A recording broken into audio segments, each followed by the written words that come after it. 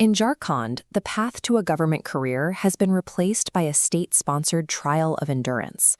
Securing a civil service position no longer depends on an applicant's rank on a list, but on how many years they are willing to spend in a stationary line. This system reached its limit in April, when hundreds of thousands of candidates sat for the 14th JPSC preliminary exams. Immediately after the results posted, evidence of widespread paper leaks began to surface across the state. The response was a desperate protest. Student leader Devendranath Mato began a hunger strike, refusing food and water for days until his health began to fail under the strain of the Ranchi monsoon. The administrative fallout has been significant.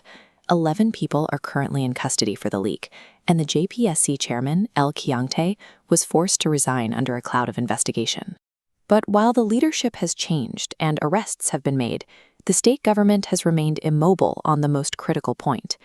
They have refused to cancel the results of the very exam their own investigation proved was compromised. The youth have found themselves in a position where academic merit is no longer enough.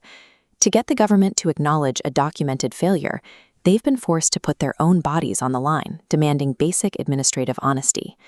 This wasn't a localized flashpoint for long.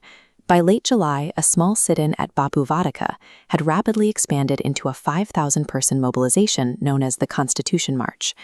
The protesters moved their base to Jaipal Singh Munda Stadium. Named after an Adivasi icon of resistance, the stadium became the operations hub for a new kind of student-led strategy. They established two immediate, non-negotiable goals: the complete cancellation of the 14th JPSC exams and a probe by the CBI. They have flatly rejected the state's internal investigators, arguing that a government cannot be trusted to police its own hiring agencies. The third demand is a Jharkhand testing agency. While the current JPSC is a closed loop vulnerable to pressure, the proposed JTA is an insulated pipeline. External oversight scans for vulnerabilities, structurally blocking political interference exactly where the current system leaks. By focusing on these technical reforms, the protesters have moved past a simple dispute over test scores. They are executing a calculated siege on the state's entire recruitment apparatus. The movement's most effective weapon is its absolute refusal to be co-opted. The students have aggressively rejected every attempt by outside political machines to join their ranks. Even when prominent activist groups like the Citizens for Justice and Peace offered their support, the student leadership kept them at a distance, maintaining a strictly grassroots perimeter. There is a defensive logic to this escalation. The students know that if any party flag is raised over their protest, the government will immediately dismiss their legitimate grievances as a partisan hit job. To maintain this neutrality, they have stripped away all organizational branding. In their crowds, you will see no political banners, only the Indian national flag and copies of the Constitution. They maintain this independence by relying entirely on citizen donations. Local residents provide the food and shelter that keep the movement alive, bypassing any need for institutional or political funding. By ruthlessly cutting out political affiliations, the youth are weaponizing their own independence.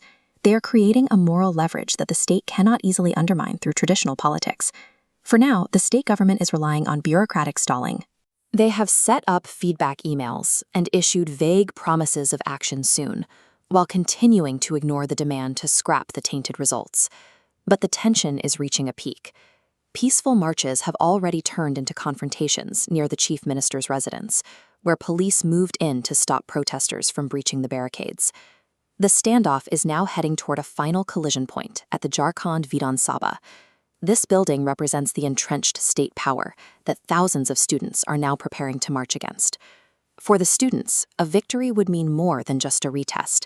It would establish a permanent requirement for transparent practices, such as the public release of OMR sheets and a fixed, unalterable recruitment calendar.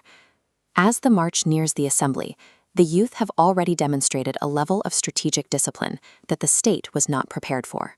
By refusing all political flags, they have backed the government into a corner where it must finally choose between genuine reform or a total collapse of trust.